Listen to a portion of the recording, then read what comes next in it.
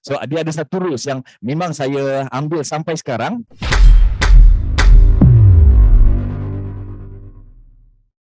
Saya teringat ada satu rules. How I do anything is how I do everything. Berapa ramai yang pernah dengar rules ni? Boleh tahu? So dia ada satu rules yang memang saya ambil sampai sekarang. So rules ni adalah rules ataupun prinsip saya lah, prinsip salah seorang guru saya. Dia kata, okay Rizal, ada satu prinsip hidup. Prinsip hidup tu dia kata, how I do anything is how I do everything. So again, bila kita sebut tentang prinsip hidup lah, ini juga adalah salah satu prinsip hidup ataupun saya punya rules lah. Saya kena percaya, kita semua nak berjaya, betul? Saya nak berjaya, Puan Fazlina nak berjaya, Puan Nurul Aziati nak berjaya, Tuan Ikram Abdullah nak berjaya, Cik Azhar nak berjaya, kita semualah nak berjaya. Dan orang-orang berjaya ni, dia mesti ada satu prinsip ataupun pegangan ataupun dia punya rules lah.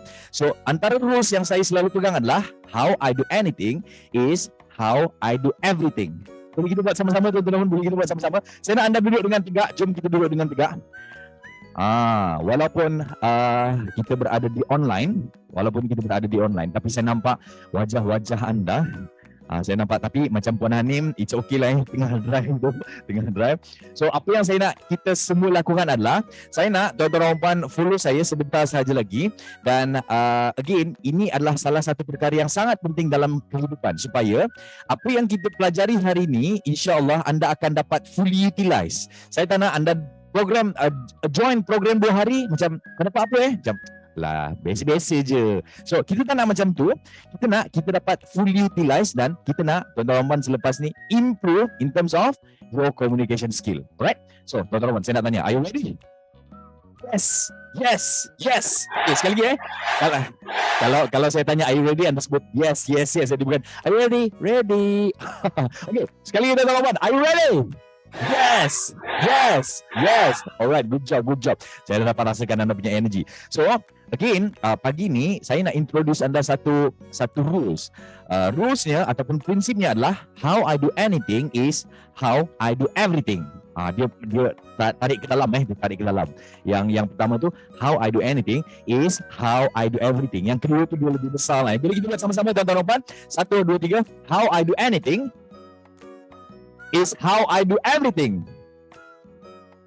Alright. Sekali lagi tuan-tuan. 1, 2, 3. How I do anything is how I do everything.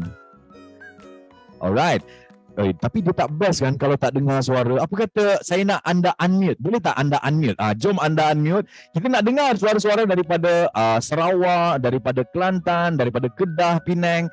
Alright. So, saya nak tuan-tuan kita follow sama-sama ataupun repeat after me. How I do anything How do I do anything? is how I do everything.